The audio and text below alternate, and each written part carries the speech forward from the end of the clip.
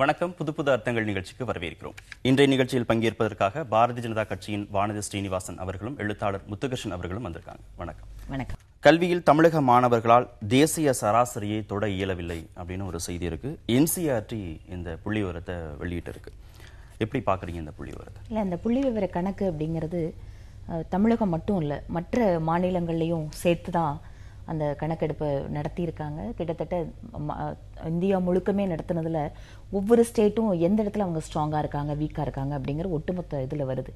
அப்படியே பார்த்தால் கூட தமிழகத்தை பொறுத்த வரைக்கும் நம்ம இங்கே நடைமுறைப்படுத்துகின்ற கல்வி திட்டம், சென்ட்ரல் போர்டு, ஸ்டேட்டில் சமச்சீர் கல்வி, அதுக்கப்புறம் நீங்கள் ஓரியண்டல், இந்த மாதிரியான ஒரு சீரான ஒரே மாதிரியான பாடத்திட்டம் அப்படிங்கிறது இன்றைக்கி இல்லை. குறிப்பாக சமச்சீர் கல்வி வந்ததுக்கு பின்னால் நிறைய ஸ்கூல்ஸ் CBSE நோக்கி போகக்கூடிய ஒரு சூழல் ஏற்பட்டிருக்கு. இது அரசாங்கம் ரொம்ப ரொம்ப தீவிரமாக பார்க்க வேண்டிய இடம். அது ஒரு பக்கம் சமச்சீர் கல்வி மூலமாக கல்வி செயல் வழி கற்றல் எளிமையாக்கப்படுகிறது, குழந்தைங்களோட பாட சுமை குறைக்கப்படுகிறது. அப்படிங்கிற ஒரு பக்கம் நம்ம குழந்தைங்களோட ஆஸ்பெக்டில் அப்படின்னு பார்க்குறது. இன்னொரு பக்கம் இன்றைக்கி இருக்கக்கூடிய தேசிய அளவில் அகில இந்திய போட்டிகளில் நம்ம குழந்தைங்க பர்ஃபார்ம் பண்ணுறது ரேட்டு, இந்த ரெண்டோட கம்பேரிசன் அப்படிங்கிறது இன்றைக்கி ரொம்ப ரொம்ப தீவிரமாக கல்வித்துறையை பற்றி நம்ம தமிழ்நாடு யோசிக்க வேண்டிய சிச்சுவேஷன் வருதுங்கிறத இந்த ரிப்போர்ட் நம்மளுக்கு சொல்லுது. இதில் பல்வேறு விதமான விஷயங்கள் சொல்கிறாங்க. இங்கிலீஷில் எங்கே இருக்கோம், மேத்தமெட்டிக்ஸ் எங்கே இருக்கோம், இந்த மாதிரியெல்லாம், கேர்ள்ஸ் எங்கே, பாய்ஸ் எங்கே, இந்த மாதிரி பல்வேறு விதமான புள்ளி விவரங்கள். ஆனால் கூட ஒட்டுமொத்தமாக தேசிய சராசரி தமிழ்நாடு மாதிரியான வளர்ந்த மாநிலங்கள், குறிப்பாக கம்பேர் வித் நார்தர்ன் ஸ்டேட்ஸ் அப்படின்னு பார்க்கும்போது எஜுகேஷனில் தமிழ்நாடு எப்போவுமே நல்லா பர்ஃபார்ம் பண்ணிட்டு வந்துட்டு இருக்கிற ஸ்டேட். ஆனால் குறிப்பாக ரீசன்ட் டேஸில் அகில இந்திய நுழைவுத் தேர்வுகள் அப்படின்னு வந்தாலும் நம்மளுக்கு எக்ஸம்ஷன் வேணும்னு கேட்குறோம். இதுவே பக்கத்தில் இருக்கிற ஆந்திரா, தெலுங்கானா நம்மளை விட நல்லா பர்ஃபார்ம் பண்ணக்கூடிய ஒரு சூழல் உருவாயிட்டு வருது. ரொம்ப தீவிரமாக கல்வியை பற்றி யோசிக்க வேண்டிய நேரமோன்னு தோணுது. அவங்க கேட்கல, பக்கத்து மாநிலங்கள் தேசிய நுழைவுத் தேர்வு வேணாம். இல்ல, அதுதான் சொல்றேன். அதுல ஒரு பெரிய ஒரு டிஃபரெண்ட் ஆஸ்பெக்ட் இருக்கு. நம்ம அதை பார்க்கணும். நம்ம என்னதான் நம்மளுக்காக ஒரு தமிழ்நாடு சார்பில் ஒரு சதவீதத்தை நம்மளுக்கு வைக்கணும், இல்லை இந்த மாதிரியான விஷயங்கள் எங்களுக்கு பொருந்தாது அப்படின்னு பேசினாலும் அல்டிமேட்டாக நீங்கள் உலகளவில் போகும்போதும் சரி, மற்ற இடங்களில் போகும்போதும் சரி, குறிப்பாக நாங்கள் இன்றைக்கி IAS UPSC தேர்வுகள் அப்படின்னு பார்த்தாலும் இன்றைக்கி நம்மளோட சதவிகிதம் ரொம்ப குறைஞ்சிட்டு வருது. அதனால் எந்த இடத்துல நம்மளுக்கு தேவைப்படுது, என்ன தேவைப்படுது அப்படிங்கிறத நம்ம தீவிரமாக பார்க்க வேண்டியது. நீங்கள் இதை எப்படி பார்க்குறீங்க? எனக்கு பொதுவாக இப்போ இந்த சர்வே படிக்கும்போது நிறைய கேள்விகள் எழுந்தது. ஒன்று, அகில இந்திய அளவில் தொடர்ந்து பயணங்கள் மேற்கொண்டு வருகிறவன் என்கிற அடிப்படையில் தமிழகத்தினுடைய கல்வி நிலையங்கள், கல்வி சூழல், கல்வி கட்டமைப்பு எல்லாமே இன்னைக்கு ஆன் பாராக ரொம்ப எக்ஸலண்ட்டான ஒரு ஸ்டேட்டில் தான் இருக்குது அப்படின்னு நான் நினைக்கிறேன். பொதுவாகவே மற்ற மாநிலங்களை விட தமிழ்நாட்டில் பார்த்தீங்கன்னா ஒரு சீரான ஒரு கல்வி கட்டமைப்பு என்பது ஒரு மாநிலம் முழுவதிலுமே இருக்குது. ஆனால் பிற மாநிலங்களில் போய் பார்த்தால் அங்கே இருக்கக்கூடிய 1-2 பெரிய நகரங்களை தவிர அந்த மாநிலம் முழுவதிலுமே கல்வி கட்டமைப்பு என்பது மிக பலகீனமாக இருக்கிறத நான் பார்க்குறேன். இன்னொன்று, இந்த சர்வேயில் முழுமையான விவரங்கள் இல்லை அப்படின்னு நான் நினைக்கிறேன். என்னன்னா, இப்போ நேஷனல் ஆவரேஜ்னு அவங்க ஒன்று சொல்கிறாங்க. இப்போ இந்த நேஷனல் ஆவரேஜ் என்றால் என்ன என்றதே ஒரு கேள்வி இருக்குது. அதை எப்படி அவங்க டிஃபைன் பண்ணுறாங்க என்பது அந்த செய்தியில் முழுவதுமாக இல்லை. அந்த அறிக்கை படிக்கும் பட்சத்தில் தான் நமக்கு தெரியும். ஒட்டுமொத்தமாக என்னை பொறுத்தவரை இன்று ஒட்டுமொத்த கல்வி முறையுமே ஒரு திசையற்று இருக்கிறதாக நான் பார்க்கிறேன். இந்த சமூகத்தில் ஒரு சிந்திக்கும் மனிதனை இந்த கல்வி உருவாக்க முற்படுகிறதா என்றால் இன்றைக்கு நீங்கள் இல்லைன்னு தான் சொல்ல முடியும். ஏன்னா இன்றைக்கு நாம் ஒட்டுமொத்த கல்வி முறையின் வழியாக ஏறக்குறைய கூலிகளைத்தான் உருவாக்கி வருகிறோம். சிந்திக்கும் மனிதர்களை நாம் உருவாக்க தவறிக்கொண்டே இருக்கிறோம். இன்னைக்கு 500 இன்ஜினியரிங் காலேஜ் இருக்குது தமிழ்நாட்டில். ஆனால் இன்றைக்கி நீங்கள் பார்த்தீங்கன்னா எத்தனை விஞ்ஞானிகள் மலர்ந்து வந்திருக்காங்கன்னா இல்லை, வெறும் கார்ப்பரேட் கூலிகள் தான் அதுலேருந்து வந்துக்கிட்டு இருக்காங்க. அப்போ இன்னைக்கு ஒரு ஹோலிஸ்டிக்கான ஒரு சிட்டிசனை, ஒரு பொறுப்புமிக்க பிரஜையை, ஒரு சிந்திக்கக்கூடிய ஒரு ஆற்றல் படைத்த ஒரு மனிதனை, இந்த சமூகத்தின் இருக்கக்கூடிய நன்மை தீமைகளை ஆராய்கிற ஒரு மனிதனை இந்த கல்வி முறைக்குள்ளிருந்து நாம் உருவாக்கவில்லை. அது ஒரு பெரிய இடைவெளி என்பது அந்த இடத்தில் இருந்து கொண்டே இருக்கிறது. நாம் இன்றைக்கு சொல்லக்கூடிய அனைத்து தேர்வுகளும் இன்று மனப்பாடம் செய்து ஒப்பிக்கக்கூடிய அல்லது ஒரு வலுவாக மனப்பாடம் செய்ய தெரிந்தவன் IQவில் மேலானவன் என்கிற ஒரு பிம்பம் தான் நம் மத்தியில் நிலவுகிறதே தவிர ஒரு ஒரு ஒரு ஒரு ஒரு ஒரு ஒட்டுமொத்தமாக ஒரு சிந்திக்கக்கூடிய ஆற்றல் படைத்த ஒரு மனிதனை இந்த நேஷனல் ஆவரேஜ் என்பது அதை உள்ளடக்கியதா என்பது எனக்கு ஒரு கேள்வியாக இருந்து கொண்டே இருக்கு. இன்க்ளூசிவ் குரோத் அப்படிங்கிற ஒரு வார்த்தை எஜுகேஷன் பாலிசி விஷயங்கள்ல குறிப்பாக தமிழகத்தை எடுத்துட்டோம்னா இன்னைக்கு அரசாங்க பள்ளிகள் எல்லாம் மூடக்கூடிய சூழல் உருவாயிட்டு வருது. இன்ஃப்ராஸ்ட்ரக்சர் வேல நீங்க சகோதரர் சொன்ன மாதிரி நம்ம குறிப்பாக காமராஜர் காலத்துல ஏற்பட்ட கல்வி புரட்சினே சொல்லலாம். ஆனா அப்படி இருக்கக்கூடிய தொடக்க பள்ளிகள், அரசு பள்ளிகள் இன்று சிறிது சிறிதாக தன்னுடைய மாணவர்களை இழந்து கொண்டிருக்கிறது. பெற்றோர்களோட மனநிலை அரசு பள்ளி மாணவர்கள் ரொம்ப நல்ல விதமாக அதுதான் சொல்றேன். ஆனா இன்னைக்கு எத்தனை பள்ளிகள், நான் படிச்ச ஒரு அரசாங்க பள்ளி, இன்னைக்கு அந்த பள்ளியில 5வது வகுப்பு வரைக்கும் நாங்க 200 பேர் படிச்ச ஒரு சாதாரண கிராமத்தில் இருக்கக்கூடிய பள்ளி, இன்னைக்கு அந்த பள்ளி 25 பேரோட நின்றுட்டு இருக்கு. இன்னும் அநேகமா 2-3 வருஷத்துல அந்த பள்ளியை மூடக்கூடிய சூழல் உருவாயிரும். பக்கத்தில் இருக்கக்கூடிய மற்ற தனியார் பள்ளிகள், ஏன்னா பெற்றோர்களுடைய மனநிலை இன்னைக்கு ஒட்டுமொத்தமாகவே ஒரு சாதாரண நடுத்தர குடும்பம் கல்வி தன்னோட குழந்தைங்களோட இன்வெஸ்ட்மெண்ட் அப்படிங்கிற ஒரு பாயிண்ட் ஆஃப் வியூல எத்தனை கஷ்டப்பட்டாலாவது கடன் வாங்கியாவது அதை எந்த மாதிரி மீடியம், எந்த மாதிரி ஸ்கூலு, இப்படிங்கிற ஒரு தாக்கம் ரொம்ப ரொம்ப பெருசா உருவாயிட்டு வருது. நிச்சயமா நீங்க சொல்றது இப்ப நீங்க தமிழகத்துல இவ்வளவு சிக்கல் இருக்கிற போது இந்தியாவுல இருக்கிற எல்லா மாநிலங்களையும் சிக்கல். அதுதான் சொல்றேன், இருக்கு தேசிய சராசரிங்கிற அந்த பார நீங்க எப்படி தேசிய சராசரி அப்படிங்கிறது ஒரு ஆஸ்பெக்ட். நீங்க டெஃபினேஷனுக்குள்ள என்ன எதிர்பார்க்கறீங்க அப்படிங்கிறது இன்னைக்கு வராம இருக்கலாம். ஆனா இண்டிகேட்டர்ஸ் இருக்கே ஆல் ஓவர் இந்தியா நம்மளுக்கு நடத்தக்கூடிய, நான் ஒரே ஒரு எக்ஸாம்பிள் அதுதான் சொன்னேன். யூபிஎஸ்சி மாதிரியான எக்ஸாம்ஸ்ல நீங்க அப்ளிகேஷன் ஓரியன்டட் அப்படின்னு இன்னைக்கு வரும்போது நிஜமாவே அவர் சொல்ற கருத்துல எனக்கு உடன்பாடு இருக்கு. நம்மளோட கல்வி கொள்கை அப்படிங்கறதுல மிகப்பெரிய மாற்றத்தை உருவாக்கணும். சமுதாயத்துக்கு எந்த மாதிரி மனுஷன் தேவைப்படுதோ அந்த மாதிரி எஜுகேஷன் இருக்கணும். ஒரு தனி மனுஷனுக்கு எந்த மாதிரி லைஃப் ஸ்கில் தேவைப்படுதோ அந்த மாதிரி ஆங்கிள் நம்மளோட எஜுகேஷன் இருக்கணும். மக்கப் பண்ற பேட்டர்ன் அப்படிங்கறத மிகப்பெரிய மாற்றத்துக்கு நாம் உள்ளாக்கணும். இந்த சேஞ்சஸ் எல்லாமே நம்மளுக்கு தேவைப்படுது ஒரு பக்கம்.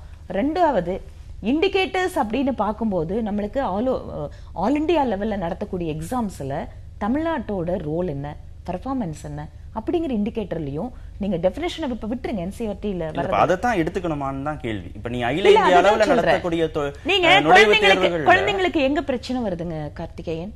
நம்ம குழந்தைங்களுக்கு எங்க பிரச்சனை வருது?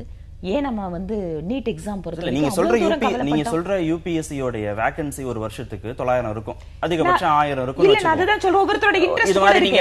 எனக்கு இத விட ஒரு இன்ஜினியரிங் சர்வீஸ் எல்லா ஆல் ஓவர் இந்தியா எக்ஸாமினேஷன் நீங்க எடுத்துக்கோங்க, மொத்தமா ஒரு 25000 போஸ்ட் வேகன்சி இருக்குமா ஒரு வருஷத்துக்கு. அப்ப 25000 பேர்ல எத்தனை பேர் தமிழகத்துல இருந்து போறாங்க, இல்ல ஒவ்வொரு மாநிலத்தில இருந்து போறாங்கங்கறத நாங்க தேசிய சராசரிக்கான அளவு. நீங்க ஏதாவது ஒரு இடத்துல ஒரு அளவு வச்சுக்க தானே வேணும். நீங்க எப்படி குழந்தைங்களோட அளவு நீங்க நேஷனல் ஆவரேஜ்ல கம்பேர் பண்ணுவீங்க? ஏதாவது ஒரு இண்டிகேட்டர் உங்களுக்கு வேணும் இல்ல? நீங்க யூபியா இருக்கட்டும், பீகாரா இருக்கட்டும், ஆந்திரா, தெலுங்கானா எதை வேணா எடுத்துக்கோங்க. ஏதோ ஒரு ஸ்டேஜ்ல நம்ம இண்டிகேட்டர்ஸ் நம்ம பார்க்க தானே வேண்டியிருக்கு. அப்ப அதுக்கு நம்ம ஏதாவது ஒரு எக்ஸாம் நம்ம எடுத்துக்க தானே முடியும். தேசிய நுழைவுத் தேர்வுகள் தான் ஒரு மாணவர்களுடைய கல்வி தரத்தை தீர்மானிக்குது. இல்ல ஒரே ஒரு விஷயம் சொல்றேன். நீங்க ஆல் ஓவர் இந்தியால நடக்கிற இத்தனைதான் விஷயம் இப்படி டெஃபினிஷன் கேட்டீங்கன்னா தமிழ்நாடு முழுக்க எடுத்துக்கோங்க. தமிழ்நாட்டு முழுக்கவே நீங்க எதை நீங்க எடுத்துக்க முடியும்? இன்னைக்கு மதுரைக்கு தெற்கு இருக்கிற மாவட்டங்களை எடுத்துக்குவீங்களா? நாமக்கல் மாதிரியான இப்ப புதுசா உருவாயிட்டு வரக்கூடிய சூழல் இருக்கே, குழந்தைங்களெல்லாம் 2 வருஷ காலத்துக்கு போர்ஷன் எல்லாம் ஒரே டார்கெட்டட் ஓரியன்டா நடத்துது. நீங்க எதை எடுத்துக்குவீங்க தமிழ்நாட்டுல? அந்த மாதிரி தான் அது. இல்லை, ஒட்டுமொத்தமாகவே இன்றைக்கு கல்வி திட்டங்களுக்குள் அல்லது கல்வி சூழல் எப்படி இருக்குன்னா, மனப்பாடம் செய்து அதை போய் இன்னும் கொச்சையா சொல்லுவது வாந்தி எடுப்பது. யாரால் திறம்பட வாந்தி எடுக்க முடியும் என்பதுதான் அகில இந்திய பரீட்சையிலிருந்து கீழே வரைக்கும் இருக்கு.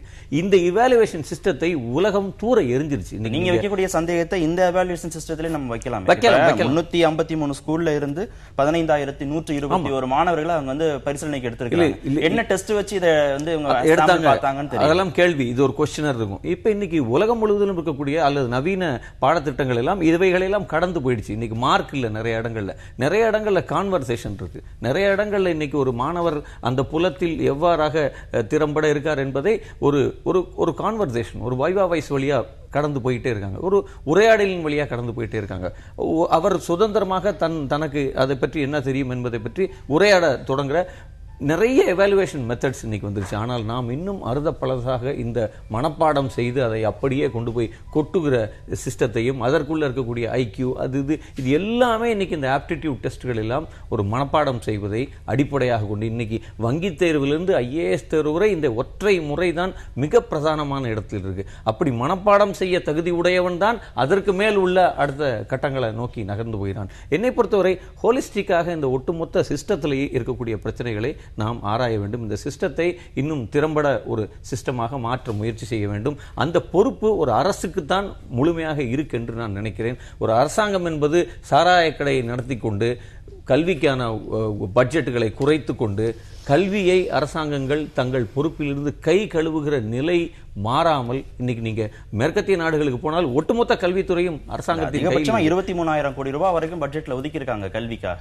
அது போதாது என்பதுதான், அது போதாது. அல்லது சதவீத கணக்கில் நீங்கள் பட்ஜெட்டில் ஒதுக்கப்பட்ட தொகைகளை பார்த்தால் அது இறங்க முகத்தில் இருக்கு என்பதைத்தான் நாம் சுட்டிக்காட்ட விரும்புகிறோம். ஒரு முழுமையான கல்வி முறையை பிரஜைகளுக்கு அரசாங்கத்தால் தான் கொடுக்க முடியும், தனியாரால் கொடுக்க இயலாது. அரசாங்கம் இதை தொடர்ந்து கண்காணித்து மேம்படுத்த வேண்டிய பொறுப்பு என்பது அரசு கையில் தான் இருக்க வேண்டும். அரசால் தான் அதை செய்ய முடியும் என்று நான் இந்த புதிய கல்விக் கொள்கை அப்படிங்கறத உருவாக்குறதுக்காக மத்திய அரசாங்கம் கிட்டத்தட்ட கடந்த 1.5 வருட காலமாக செயல்பட்டு இருக்கு.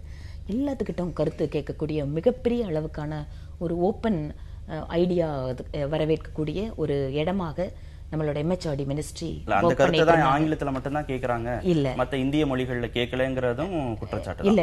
நான் என்ன சொல்றேன், நம்மளோட கருத்துக்களை ஏதாவது ஒரு விதத்துல கொண்டு போய் சேர்க்கறதுக்கான வழிகளை பற்றி நம்ம யோசிக்க வேண்டிய நேரம் அது. நீங்க சொல்லக்கூடிய உரையாடல் மூலமாக குழந்தைங்களை வந்து தயார் பண்றது அப்படிங்கிறது எல்லாமே குறிப்பாக நீங்க ஆல் இண்டியா எக்ஸாம்ஸ்ல எடுத்துட்டீங்கன்னா IIT மாதிரியான நுழைவுத் தேர்வுகள்ல அப்ளிகேஷன் ஓரியன்ட் கேள்விகள் தான் அதிகம். நம்ம திருப்பியும் CBSE படிச்ச மாணவர்கள் அந்த இடத்துல பர்ஃபார்ம் பண்ண முடியுது, மற்ற குழந்தைங்க அப்படின்னு சொல்லிட்டு ஒரு ஆர்குமெண்ட்டை நம்ம தொடர்ச்சியா வச்சுட்டு இருக்கிறோம். அப்போ நம்மளோட பாடத்திட்டம் அப்படிங்கறத ஒரு சமச்சீருக்கே நீங்க வந்து எல்லாத்தையும் ஒட்டுமொத்தமா யூனிஃபார்மிட்டி, பிகாஸ் நம்மளுக்கு கல்விங்கிறது மாநிலம் மத்திய அரசு ரெண்டு சேர்ந்தது கன்கரண்ட் லிஸ்ட். இது ஏதோ ஒரு அரசாங்கத்துக்கிட்ட மட்டும் இல்ல, 2 அரசாங்கம் சேர்ந்து முயற்சி எடுக்க வேண்டியது.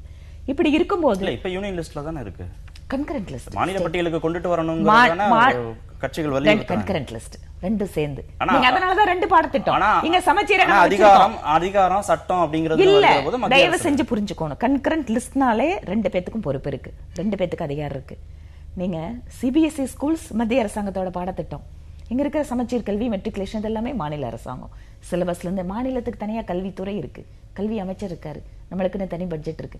புதிய கல்வித்துறையில புதிய கல்வி அதுதான் சொல்றேன், புதிய கல்விக் கொள்கை அப்படின்னு உருவாக்கப்படும் போது திருப்பியும் அது மத்திய அரசாங்கத்தோட நிறுவனத்துல மட்டும் தான் இம்ப்ளிமெண்டேஷன் கொடுக்க முடியும். Advisory in nature. இதை வந்து அதனாலதான் மாநில அரசாங்கத்துக்கிட்ட கருத்து கேட்கறாங்க, எந்த மாதிரி பாடத்திட்டத்தை நம்ம குழந்தைங்களுக்கு கொடுத்தா அதை நம்ம இன்னைக்கு இருக்கிற உலகத்துல அவங்க எப்படி வந்து பண்ண முடியும். சந்தேகம் வருது, நீங்க கல்வியை பன்முகத்தன்மை கொண்ட ஒரு விஷயமாக மாத்த திருப்பி அந்த வார்த்தையிலேயே நான் முரண் பண்றேன்.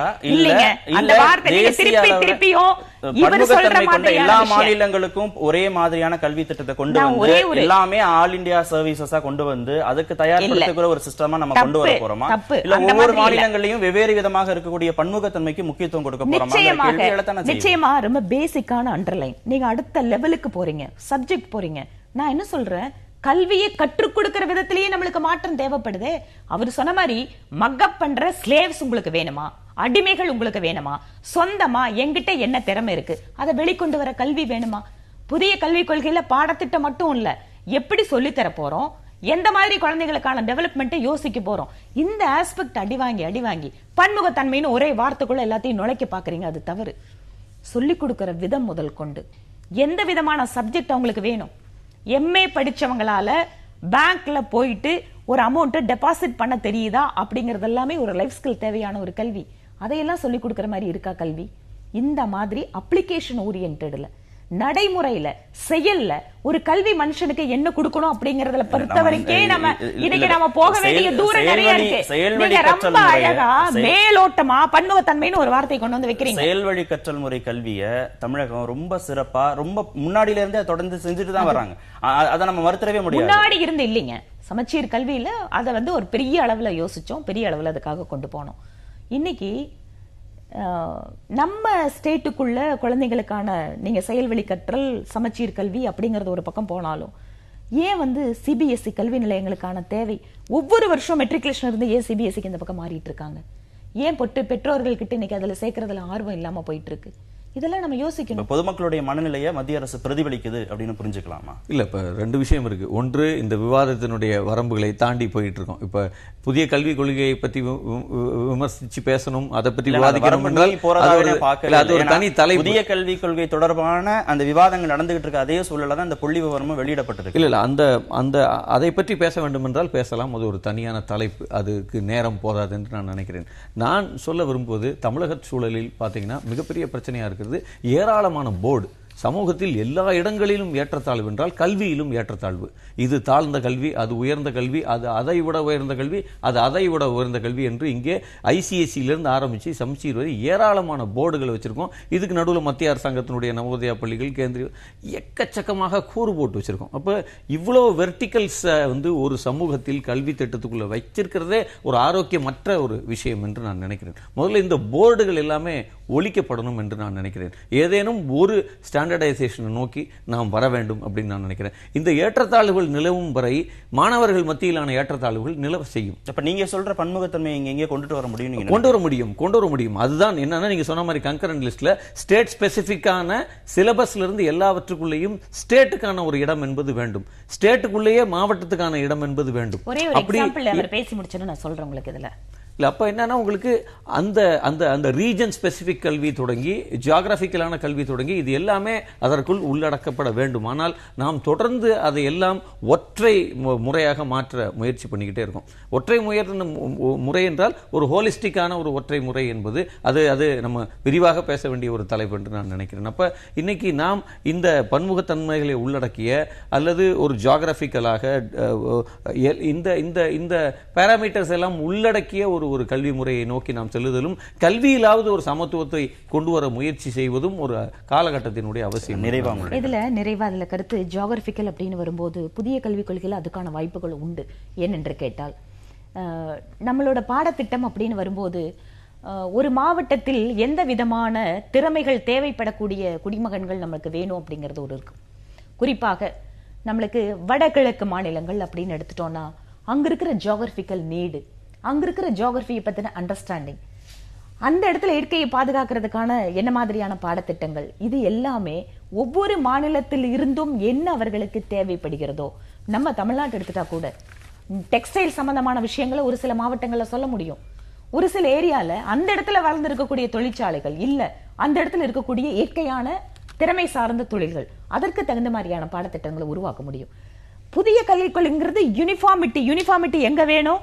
அவர் சொல்ற மாதிரி சமுதாயத்துல படிக்கக்கூடிய மக்கள் கிட்ட ஏற்றத்தாழ்வு இல்லாத ஒரு யூனிஃபார்மிட்டி வேணும். ரெண்டாவது, பன்முகத்தன்மையை பிரசர்வ் பண்றது மட்டும் இல்ல, அந்த பகுதியில் எந்த மாதிரியான கல்வி முறை நான் சொல்றது பாடத்திட்டம், இது தேவைப்படும். இந்த மாதிரி ஒரு பெரிய அளவுல சேஞ்சுக்கு நம்ம நாடு போக வேண்டி இருக்கு. ஏன்னா வரக்கூடிய காலத்துல அடுத்த 10-15 வருடங்களில் இந்தியாவினுடைய இளைஞர்கள் தான் உலகத்துக்கு முழுக்க போக வேண்டிய சூழல் உருவாகிட்டு வரக்கூடிய நேரத்துல அவர்களை தயார்படுத்த வேண்டிய மிகப்பெரிய பொறுப்பு நம்மளுக்கு இருக்கு. பியூஷ் மனுஷ் விவகாரத்துல தமிழக அரசுக்கு தேசிய மனித உரிமைகள் ஆணையம் வந்து நோட்டீஸ் வழங்கியிருக்கு. சிறையில் தாக்கப்பட்டது குறித்து விளக்கம் அளிக்கணும் அப்படின்னு. பொதுவா அரசுக்கு எதிராக குரல் எழுப்புவரை வந்து எப்படி கையாளுறாங்க? இந்த சம்பவத்தை பொறுத்தவரை ஓரளவுக்கு ஊடகங்கள் இதை விதவிதமாக வெளிச்சம் போட்டு காட்டியது. இந்த சம்பவத்தை விட என்னை பொறுத்தவரை என்னன்னா, அரசும் அதிகாரமும் யாரை கை காட்டினாலும் காவல்துறை என்பது போய் அவர்களை எந்த வகையாகவும் துன்புறுத்தலாம் என்பது இந்தியா முழுவதிலும் பல்வேறு உதாரணங்கள் இருக்கு, தமிழக அளவிலான உதாரணங்கள் இருக்கு. இதுபோல் ஏழை எளியவர்கள் தினசரி பலவிதமான தாக்குதலுக்கு ஆளாகிட்டே இருக்காங்க. கொஞ்சம் விவரம் தெரிஞ்சவர் என்கிற பொழுது அந்த செய்தி வெளியே வருது, ஒரு பிரபலத்தை அடிக்கும்போது அந்த செய்தி வெளியே வருகிறது. ஆனால் சாதாரண ஜனங்கள், சாதாரண கடைக்கோடி மனிதன் தொடர்ந்து இந்த மாதிரியான ஒரு டார்ச்சருக்கு ஊடகங்கள் அப்படி தனிப்பட்ட முக்கியத்துவம் கொடுக்கறதா நீங்க பாக்குறீங்களா? என்ன நீங்க பியூஷ் மனுஷ்க்கு எந்த அளவுக்கு முக்கியத்துவம் கொடுத்ததோ அதே அளவுக்கு திருவண்ணாமலையிலையும் ஊடகங்கள் மக்கள் தாக்கும்போது ஊடகங்கள் தொடர்ந்து அதன் பார்வைக்கு வரும்போது முக்கியத்துவம் கொடுக்குறாங்க. ஆனால் ஊடகங்களின் பார்வைக்கே வராமல் ஒட்டுமொத்தமாக நான் என்ன நினைக்கிறேன்னா, அந்த காவல்துறையில் பலவிதமான ஒரு சீர்திருத்தங்கள் வேண்டியது இருக்கு. மனிதர்களை மனிதர்களாக நடத்தவே காவல்துறைக்கு ஒரு மிகப்பெரிய அடிப்படை பயிற்சியே வேண்டியது இருக்கு. ஏனென்றால் பொதுவாக பல நாடுகளில் இல்லை பல இடங்களில் காவல்துறை என்றால் நிஜமாகவே ஒரு நண்பன் என்கிற அளவிலான ஒரு அணுகுமுறை பல இடங்கள்ல இருக்கு. ஆனால் நம்ம ஊரில் காக்கி சட்டையை பார்த்தாலே ஒருவருக்கு பயம் பெற வேண்டும், அல்லது காக்கி சட்டை என்றாலே காவல் நிலையத்துக்கு போவதே ஒரு மிகப்பெரிய பாவச் செயலை போல. அந்த இடம் என்பது ஒரு மிகப்பெரிய மனித வதை நடக்கக்கூடிய இடமாகத்தான் இன்று இருக்கிறது. இன்னைக்கு விசாரணை படம் தான் எனக்கு இந்த விஷயங்களை பார்க்கும்போது ஞாபகம் வந்தது. விசாரணை படத்தில் காட்டக்கூடிய ஒரு காவல் நிலையம்தான் தமிழகத்தினுடைய அல்லது இந்தியாவினுடைய ஒரு சாதாரணமான காவல் நிலையம். ஒரு காவல் நிலையம் என்பது மனிதர்களை சித்திரவதை செய்கிற இடமாக, அது நியாயத்தை வழங்குகிற இடம் இல்லை, மாறாக சித்திரவதை செய்யப்படுகிற இடமாக ஒரு மனிதன் அங்கே சென்று மாட்டிக்கொண்டால் எந்த வகையிலையுமே ஒரு சாதாரண விசாரணைக்கு செல்பவர் கூட அங்கே எப்படி ஒரு விஷயத்தை கேட்டு போறவரை கூட காவல்துறை அல்லது காவல் நிலையம் எப்படி நடத்துகிறது என்பது ஒட்டுமொத்தமாக என்ன நோக்கத்திற்காக ஒரு துறை தொடங்கப்பட்டதோ அதற்கு எதிரான ஒரு இடத்தில், அது எதிரான ஒரு மனநிலையோடு அது செயல்பட்டு கொண்டிருக்கிறது என்பதைத்தான் எனக்கு இந்த விஷயத்தின் உடைய ஒட்டுமொத்தம் காட்டுகிறது. நிச்சயமாக NHRC-யினுடைய நோட்டீஸ் ரொம்ப முக்கியமானது. இந்த நேரத்தில் அதற்கு இந்த அரசாங்கம் என்ன விளக்கம் அளிக்கிறது என்பதை கேட்க நானும் ஆவலாகத்தான் இருக்கிறேன். பொதுவாக அரசுக்கு எதிராக ஏதாவது கருத்துக்களை சொல்பவர்களை அரசாங்கங்கள் எப்படி கையாளுது? அரசாங்கத்துக்கு எதிராக கருத்து அப்படின்னு வரும்போது ரெண்டு விதமா பார்க்கலாம். ஒன்று, நம்மளோட அரசியலமைப்பு சட்டம் வழங்கி இருக்கின்ற உரிமைகள் அப்படிங்கிற அந்த உரிமைகளுக்குள்ளாக நின்று விமர்சிக்கப்படுது அப்படிங்கிறது ஒன்று. ரெண்டாவது, தனிநபர், நீங்க அரசாங்கத்தை பத்தி சொல்றீங்க, ஒரு விமர்சனம் அப்படின்னு வரும்போது நம்மளோட சட்ட திட்டங்கள்ல என்னென்னவெல்லாம் இருக்கோ அதன் உரிமைகளை அனுபவிப்பதும் சரி, விமர்சனங்களை வைக்கிறதும் சரி வரைமுறை இருக்கு. திரு கார்த்திகேயன் அவர்களோட செயல்பாட்டை பத்தி விமர்சிக்கிறதும் அவரை பத்தி ரொம்ப கீழ்த்தரமா சித்தரிக்கிற விஷயங்களையும் நம்ம ரெண்டு மாறுபடுத்தி பார்க்க முடியும். நீங்க ரொம்ப ஸ்பெசிஃபிக்கா பியூஸ் மினிஸ் அப்படிங்கிற விஷயத்துல எங்க சப்ஜெக்ட் எடுக்கிறதால இந்த கேள்வி உங்களோடது பொதுவா இருக்கு. ரெண்டு விஷயத்தையும் நம்ம வித்தியாசப்படுத்தி பார்க்கணும். ஒண்ணு, நீங்க நாட்டோட ஒற்றுமை மற்ற விஷயங்கள் பார்க்கிற நம்மளோட என்னென்னவெல்லாம் நம்ம வச்சிருக்கிறோமோ அதுக்கு எதிராக கருத்து வெளியிடுறவங்களை அரசாங்கம் எப்படி டீல் பண்ணணும், அது தனி. ரெண்டாவது, இந்த மாதிரியான நபர்கள் காவல்துறையினுடைய அத்துமீறல்களால் பாதிக்கப்படும் போது அதற்கும் சட்டம் வழிமுறைகள் வச்சிருக்கு.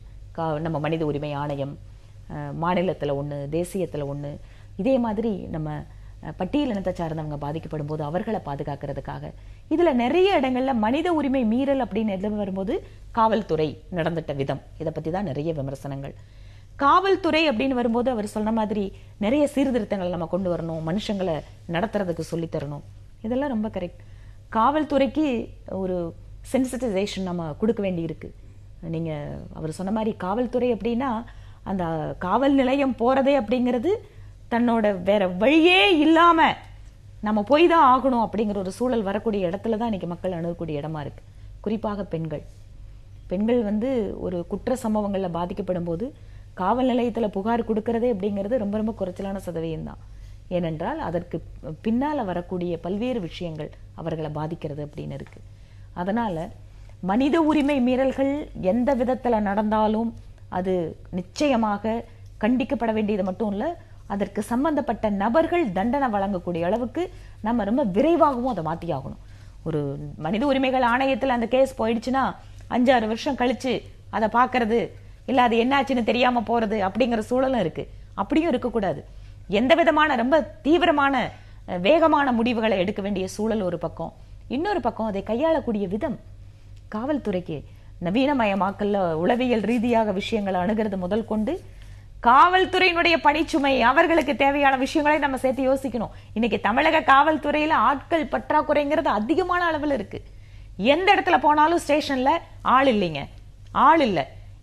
இந்த ஒரு பதில் எந்த இடத்துல வந்தாலுமே அவர்களுடைய தீவிரமான பணிச்சுமையிலிருந்து அது எல்லாமே தாக்கம் எங்க வரும்னா சமுதாயத்துக்கு தான் வரும். வானதி வழக்கறிஞர்களால நிறைய தகவல்கள் அவங்க காவல்துறை சார்ந்து தெரிஞ்சிருக்கு. என்னை பொறுத்தவரை இது மாதிரியான மீறல்களை தொடர்ந்து சுட்டிக்காட்டி வருகிறோம், பேசி வருகிறோம், எழுதி வருகிறோம். ஆனால் பிரச்சனை என்னன்னா, இந்த மாதிரியாக மிக முறைகேடாக நடந்து கொள்ளக்கூடிய காவல்துறையினால் காவல்துறை அதிகாரிகள் மீது இது போன்ற பல விசாரணைகள் நடத்தப்பட்டு கடைசியாக நீதிமன்றம் ஒரு துறைசார் நடவடிக்கையை பரிந்துரைக்கிற போது அந்த துறைசார் நடவடிக்கையை காவல்துறை எடுப்பதே இல்லை. அவர்கள் ஓய்வு வருவதற்கு 2 மாதம் முன்னால் 1 மாதம் முன்னால் சில வாரங்கள் முன்னால் அந்த தண்டனையை பேரளவில் கொடுத்து வெளியேற்றுகிற இந்த போக்கு மாறி அது அந்தந்த காலத்தில் அந்த தண்டனை அவர்களுக்கு வழங்கப்படும் பட்சத்தில் தான் இந்த விஷயங்கள் ஒரு தீர்வுக்கு வரும்.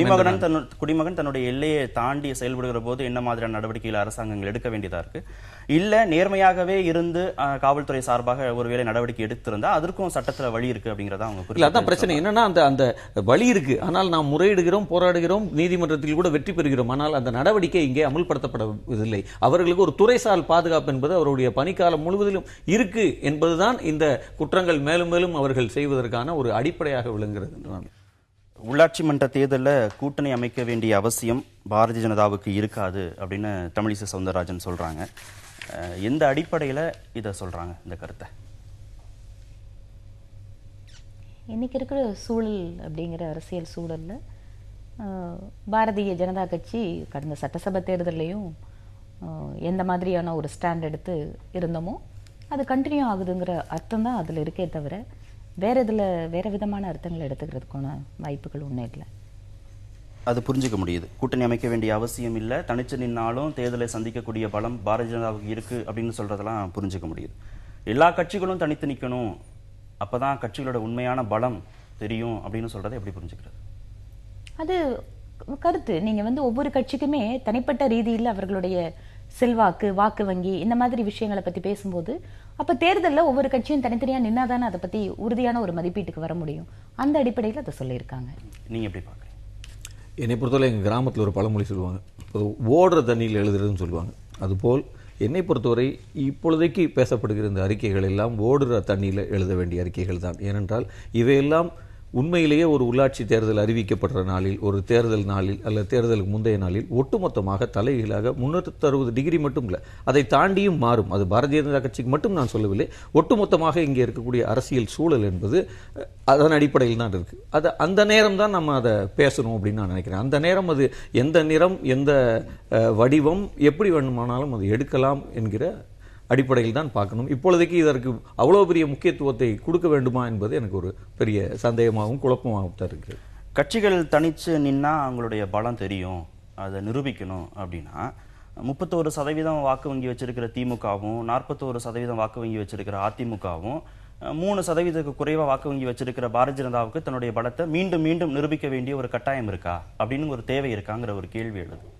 இல்ல, நீங்க தேர்தல் அரசியல் அப்படின்னு வரும்போது ஒவ்வொரு அரசியல் கட்சிகளுமே சில சமயம் அவர்களோட வாக்கு வங்கியை திரும்ப திரும்ப ப்ரூவ் பண்ற சிச்சுவேஷன் அப்படிங்கிறது மட்டும் இல்லை. தேர்தலில் மக்களுடைய ஆதரவு அப்படின்னு சொல்லக்கூடிய இடங்கள், ஒரு அரசியல் கட்சிக்கு ஆதரவு தளம் எந்த அளவுக்கு அதிகமாயிட்டு இருக்கு, அவர்களுடைய வளர்ச்சியால் யாருடைய வெற்றி யாருடைய தோல்வி அப்படிங்கிறது எல்லாமே நீங்க தேர்தல் மூலமாகத்தான ஒவ்வொரு விஷயங்களும் நம்ம பார்க்க முடியுது. மற்ற நேரங்களில் எவ்வளவு அரசியல் கட்சிகள் எந்த மாதிரியான வார்த்தைகளை பேசிட்டு இருந்தாலும் அல்டிமேட்டா ரிசல்ட் அப்படிங்கிறது தேர்தல். மீண்டும் மீண்டும் உங்களோட வாக்கு வங்கியை ப்ரூவ் பண்றதுக்கான தேர்தல் வந்தா போட்டியிட்டு தன்னோட பலத்தை காட்டுறது ஒவ்வொரு அரசியல் கட்சிக்குமான வேலை. பாரதிய ஜனதா கட்சிக்கு பொறுத்த வரைக்கும் வாக்கு வங்கி அப்படிங்கிறது நீங்க சொல்ற மாதிரி 2 பெரிய அரசியல் கட்சிகள் நடுவில் எங்களோட வாக்கு வங்கி அப்படிங்கிறது இன்னைக்கு குறைவாக இருக்கலாம். ஆனால் ஒவ்வொரு சூழலும் ஒவ்வொரு தேர்தலும் எத்தனையோ வித்தியாசமான பாடங்களை நம்மளுக்கு சொல்லி கொடுத்துட்டே இருக்கு. அதனால இன்னைக்கு 1%, 2%, ஒரு காலத்துல வெறும் 2 MP வச்சுட்டு இருந்த பிஜேபி இன்னைக்கு தனிப்பட்ட மெஜாரிட்டியோட நாட்டுல ஆட்சி அதிகாரத்தோட இருக்கு. நாங்க தனியா நிக்கிறோம் அப்படின்னு சொல்றதுக்கும் எல்லாருமா தனியா நில்லுங்க அது அவங்களோட கருத்து. அது எங்களோட மாநில தலைவர் தன்னோட கருத்து வெளியிட்டு இருக்காங்க. எல்லாரும் தனித்தனியா நின்னோம்னா உங்களோட பலம் தெரியுமே அப்படிங்கிற ஒரு ராதாகிருஷ்ணனும் இதை தொடர்ச்சியாக சொல்லிட்டே இருக்கிறார். இல்ல, நான் தான் சொல்றேன், தனிச்சு நிக்கணும், எல்லா கட்சிகளும் தனித்து நிற்க வேண்டும் என்பது அவர்களுடைய கருத்து. இது மற்ற அரசியல் கட்சிகள் நாங்க கூட்டணி அமைச்சு போட்டி, நீங்க திமுக கூட்டணியோடு வருகின்ற வாக்கு சதவீதம் எத்தனை, அதுல எங்களது எத்தனை, காங்கிரஸுக்கு உண்மையாகவே வாக்கு வங்கி எவ்வளவு இருக்கு, அது கூட்டணி சேர்ந்ததால வந்த வாக்கு வங்கியாங்கிறது காங்கிரஸ் கட்சியை சார்ந்த தலைவர்களுக்குள்ளேயே விவாதிக்கப்படுது. அதுல ஒருமித்த கருத்து இல்ல. இந்த மாதிரி பல்வேறு விஷயங்கள் தங்களோட கருத்துக்களை எல்லாரும் தனியா நிக்கும் போது தாங்க பலம் தெரியும் அப்படிங்கிறது ஒரு கருத்து. அதுக்கான ஒரு தேவை இருக்கா? எல்லா கட்சிகளும் தனியா நின்னு தங்களுடைய பலத்தை நிரூபிக்க வேண்டிய ஒரு தேவை இல்ல. எனக்கு அந்த ஸ்டேட்மெண்டே ஒட்டுமொத்தமாக குழப்பமாகத்தான் தெரிகிறது. முதலில் அவர் சொல்வது போல் அது அவர்களின் கருத்து, கட்சிகளின் கருத்து அல்ல என்பது போல அவங்க சொல்லிக்கிட்டு இருக்காங்க. இன்னொரு விஷயம் இருக்கு, திடீர்னு தமிழ்நாட்டில் இருக்கக்கூடிய பாஜக தலைவிக்கு மட்டும் எப்படி இப்படி ஒரு ஞானோதயம் பிறக்குது எனக்கு புரியல. ஏனென்றால் இந்த தேர்தலை சந்திச்சாங்க. அந்த தேர்தலுக்கு முன்னால் 2 மாசமாக அவர்கள் வெளியிட்ட அறிக்கைகள் யாராவது தோத்து படிச்சு பார்த்தா கிறுக்கு பிடிச்சிரும். அவ்வளோ ஃபிளிப் ஃப்ளாப்ஸ், அவ்வளோ குழப்பங்கள், அவ்வளோ அணுகுமுறைகள். அல்லது தேமுதிகவை அணுகியதிலிருந்து ரஜினிகாந்தை அணுகியதிலிருந்து நீங்கள் அது ஒரு பெரும் தொடர்ச்சியை நம்ம அதுக்குள்ளே பார்க்கலாம். இங்கே பல கட்சிகளோடு அவர்கள் கூட்டணி அமைக்க முயற்சித்தார்கள், அதில் தோல்வி அடைஞ்சார்கள், அப்புறம் தான் தனியாக நின்னாங்க. இப்போ இந்த தனியாக நிற்கிறது என்பதை அவர்கள் தமிழ்நாட்டில் மட்டும் சொல்ல வர்றாங்களா, இல்லை எல்லா மாநிலங்களையும் பாஜக அப்படி தனியாக நிற்க போதா இனிமே, அல்லது மத்தியிலையும் அதுபோல் அவர்கள் தனியாக தான் நிற்க போகிறாங்களா? அப்போ இது எல்லாமே ஹேசியான ஒரு விஷயம். இது ஒரு ஒன்லைன் அறிக்கை தான் அப்படின்னு நான் நினைக்கிறேன். இதற்கு அவ்வளோ பெரிய பொருத்தப்பாடோ ஒரு ரெலவன்ஸோ இல்லை அப்படின்னு நான் நினைக்கிறேன். அல்லது அந்த ரெலவன்ஸை அவர்களாலே உருவாக்க முடியாது, பின்பற்ற முடியாது என்று நான் நினைக்கிறேன். அப்படி இன்று தனியாக ஒரு கட்சி, தனியாக ஒரே கட்சியாக களத்தில் நிற்க இந்திய சூழலில் எந்த வாய்ப்புமே இல்லை. இந்திய சூழலில் ஒத்த கருத்துடையவர்கள் ஒரு குறைந்தபட்ச செயல் திட்டத்தின் அடிப்படையில் ஒன்று திரண்டு ஒரு கூட்டணி அமைத்து போராடுவது என்பதுதான் தேர்தலை சந்திப்பது என்பதுதான் நடைமுறை. அதுதான் ஆரோக்கியமான விஷயம் என்று நான் நினைக்கிறேன். அப்படித்தான் ஒரு தேர்தலை நாம் சந்திக்க முடியும், மக்களை நாம் சந்திக்க முடியும். இங்கே நம்ம ஏற்கனவே சொன்ன வார்த்தை தான், இங்கே பன்முகத்தன்மை என்பது போல இந்தியாவுடைய பல தேசிய இனங்கள் கொண்ட நாடு, ஒரு பல வித்தியாசமான சூழல்களை கொண்டது. இங்கே ஏராளமான ஃபேக்டர்ஸ் ஜனங்களை தனித்தனியாக பிரித்து வைத்திருக்கிறது. அப்ப இவ்வளவையும் நாம் யூனிஃபைடாக ஒரு கட்சியின் மூலமாக பிரதிநிதித்துவப்படுத்த இயலாது. அதனால் ஒரு கூட்டணி, ஒரு குறைந்தபட்ச ஒரு காமன் மினிமம் ப்ரோக்ராம், இவைகளின் அடிப்படையில் ஒரு தேர்தல் என்பதுதான் ஒரு ஆரோக்கியமான ஒரு அரசியல் வளர்ச்சிக்கு இட்டு செல்லும் என்று நான். இதை நீங்க எப்படி பாக்குறீங்க? எல்லா கட்சிகளும் தனியா நிக்கணும் அப்படிங்கிறதுக்கான ஒரு தேவை இருக்கா, இல்ல அதற்கான சூழல் இருக்கா? இல்ல, சூழல் அப்படிங்கிறது நீங்க யாருக்கும் எந்த அரசியல் கட்சியும் நீ தனியா தான் நின்று தேர்தலை போட்டியிடணும், இல்ல கூட்டணி தான் அமைச்சு போட்டியிடணும் அப்படிங்கிற எந்த விதிமுறைகளும் கிடையாது. எல்லாருமே அல்டிமேட் என்ன, அரசியல் அதிகாரத்தை அடைவதற்கான காமன் மினிமம் ப்ரோக்ராம் மாதிரி தான். பல்வேறு கருத்தியல் சார்ந்த விஷயங்கள், வேறுபாடுகள் கூட இருந்தா கூட பிஜேபி மட்டும் இல்ல, அவர் சொன்ன மாதிரி எல்லா அரசியல் கட்சிகளுமே ஏதாவது ஒரு விதத்தில் தங்களுடன் கூட்டணியை அமைத்துக் கொள்ள முடியுமா, அரசியல் பலத்தை அதிகரிக்க முடியுமா அப்படின்னு பார்க்கக்கூடிய சூழல் இன்னைக்கு இருந்தாலும் அதுக்கு மையப்புள்ளி ஒரு காமன் அஜெண்டா தான். காமன் அஜெண்டா இருக்கு, அரசியல் அதிகாரங்கிறது காமன் அஜெண்டா. அந்த அஜெண்டாவை தாண்டி நீங்க தமிழகம் வருகிற போது அதிமுகவை ஆட்சி பொறுப்புல இருந்து அகற்றணும்னு எல்லா கட்சிகளும் பேசுறீங்க. மத்தியில தேர்தல் நடக்கிற போது காங்கிரஸ் ஆட்சி பொறுப்புல இருந்து நீக்கணும், இல்ல மதச்சார்பற்ற ஒரு அணி அமைக்கணும்ங்கிறதுனால இப்ப பிஜேபி ஆட்சியில இருந்து அகற்றணும்னு இப்ப கட்சிகள் பேசுறாங்க. இப்ப இதுதான் காமன் அஜெண்டாவா பார்க்க வேண்டியது இருக்கிறது. நீங்க கூட்டணி தனியாக நிக்கணும் அப்படின்னு பார்க்கும்போது நாங்க வச்சிருக்கிறதே தேசிய ஜனநாயக கூட்டணி தான், என்டிஏ தான். சட்டசபை தேர்தலில் கூட எங்களோட சின்ன கட்சியோ பெரிய கட்சியோ அப்படிங்கறதெல்லாம் தாண்டி நாங்களும் என்டிஏ அலையன்ஸ்ல தான் போட்டியிட்டோம். அதனால கூட்டணி பிஜேபிக்கு எதிருங்க, கூட்டணி சேர மாட்டோம் அப்படிங்கிற ஆங்கிள் இதை நம்ம பொருத்தி பார்க்க வேண்டாம். கூட்டணி அப்படிங்கிற ஒரு விஷயம் இருந்தாலும் கூட கட்சிகளுடைய பலம் என்று வருகின்ற பொழுது அவர்கள் தனியாக போட்டியிட்டால் தானே தெரியும் அப்படிங்கிறது தான் அடுத்த லெவல். இதனால பிஜேபி தனியா தான் நிக்குமா, இனிமேல் யாரோட கூட்டணி இல்லையா, அப்படியெல்லாம் இதை பார்க்க வேண்டியது. அதனால இது ரெண்டையும் நம்ம போட்டி குழப்பிக்க. இந்த அறிக்கைக்குள்ளேயே அவங்க இன்னொரு வரி சொல்றாங்க, அதிமுகவும் பாஜகவும் எதிரிகள் கிடையாது அப்படின்னு ஒரு சின்ன ஒரே ஒரு கட்சியை ரெஃபரன்ஸ் பண்ணி ஒரு விளக்கம் வேற கொடுக்குறாங்க. அது கேள்விக்கான பதிலா கூட இருந்திருக்கலாம். நீங்க இங்க பாருங்க, இல்ல நீங்க ஒட்டுமொத்தமா கேள்விகள் எல்லாம் பார்த்துட்டே வரும்போது ஒரு இது சரியில்லை இது சரியில்லைன்னு என்ன கேட்கிற கேள்விக்கு பதில் சொல்லியிருக்காங்க. அதிமுகவும் பாஜகவும் எதிரிகள் அல்ல, இது ஒரு கேள்விக்கான பதில், அவ்வளவுதான். பிஜேபி நான் உங்ககிட்ட கேட்கிறேன், பிஜேபியும் ஏடிஎம்கேவும் எதிரிகளான்னு கேட்டா கேள்விக்கான பதில தான் சொல்ல முடியும், எதிரி இல்லைன்னு தான் சொல்ல முடியும். அதனால இது அப்படிதான் பார்க்க முடியுமே தவிர இதுல இடையில ஒன்லைன் நாங்களா எடுத்து கொடுத்தோம், இல்ல திமுகவும் பாஜகவும் எதிரிகளா, இல்ல பாஜகவுக்கு யாரெல்லாம் எதிரிகள். நிச்சயமாக காங்கிரஸ் கம்யூனிஸ்ட் கட்சிகளை தவிர தமிழகத்தை பொறுத்த வரைக்கும், நான் ஆல் ஓவர் இந்தியா கூட போகல, தமிழ்நாட்டை எடுத்துட்டா கூட எல்லா அரசியல் கட்சிகளுமே எங்களோட கூட்டணியில ஒரு காலத்துல இருந்தவங்க தானே. பாமக, தேமுதிக, மதிமுக, இந்த மாதிரி திமுக அதிமுக தொடங்கி நான் சொல்றேன். அதனால கூட்டணி அப்படிங்கிறது ஒரு பார்வை, நம்ம அரசியல் அதிகாரத்தை நோக்கி நம்ம பயணப்படும் போது பலத்தை செலுத்துவதற்கு நம்ம செய்யக்கூடிய விஷயம் அப்படின்னு ஒண்ணு இருந்தாலும், தனிப்பட்ட கட்சிகளுடைய செல்வாக்குன்னு வரும்போது இந்த மாதிரி இருந்தா தானே அது தெரியும்னு சொல்றது கருத்துன்னு நான் சொல்றேன். வாக்கு வங்கியை டெஸ்ட் பண்றதுக்கான ஒரு பரீட்சை. நீங்க காமன் அஜெண்டா என்ன வேணாலும் இருக்கலாம், சட்டமன்ற தேர்தலில் பூரண மது விலக்குன்னு இருக்கலாம், இல்ல ஊழல்னு இருக்கலாம், இல்ல அதிமுக ஆட்சி அகற்றணுங்கிறது ஒரு காமன் அஜெண்டாவா இருக்கலாம்.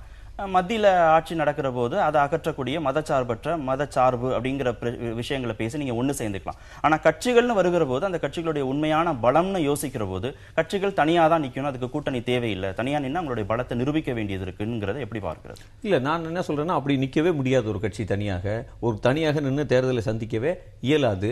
பல கட்சிகளுக்கு அது இங்கே இயலாது. இங்கே நீங்க நல்லா தெரிஞ்சுக்கணும், கூட்டணி என்பதும் தேர்தல் என்பதும் ஒரு அரித்மெட்டிக் தான். திரும்பி அது ஒரு வாக்கு வங்கிகளின் அடிப்படையில் நடக்கக்கூடிய ஒரு அரித்மெட்டிக் தான். அங்கே நாம் இந்தியா முழுவதிலும் சரி, மாநிலங்களிலும் சரி, கட்சிகளை தனித்தனியே நின்று தங்கள் பலங்களை நிறுவீங்க என்று சொல்ல முடியாது. அது என்ன ஆகும்னா, எந்த வகையாகவும் இங்கே இருக்கக்கூடிய ஒரு பெரும்பான்மை ஜனத்தினுடைய கோரிக்கைகள் அல்லது அபிலாஷைகள் எதையும் நீங்கள் இதற்குள்ள கொண்டு வர முடியாது. ஏனென்றால் இங்கே நம்ம பார்க்கிறோம், இங்கே நீங்க பெரும் கட்சிகள் உடைந்து தான் சிறிய கட்சிகள் ஆகிக்கிட்டே வருது. நம்ம பார்க்கிறோம், திமுக உடைந்து வருவது, அதிமுகவிலிருந்து ஆட்கள் வெளியேறி வருவது, காங்கிரஸிலிருந்து வெளியேறி வருவது, இங்கே தனித்தனி வெர்டிகல்ஸாகத்தான் இருக்கிறது. அப்ப இந்த தனித்தனியான சிறிய வெர்டிகல்ஸை இணைத்து ஒரு காமன் அஜெண்டாவை நோக்கி அல்லது நாம் வாழுகிற காலத்தில் அரசு அதிகாரத்தின் மூலம் மக்களுக்கு ஏதேனும் ஒன்றை செய்ய முடியுமா என்றால் நீங்கள் ஊர் கூடிதான் தேர்தலுக்கு முடியும் என்பதை போல சிலர் கூடித்தான் ஒரு அஜெண்டாவை முன்னகர்த்த முடியும். தனித்தனியாக நிற்பது என்பது எந்த வகையாகவும் காலத்திற்கும் சரி,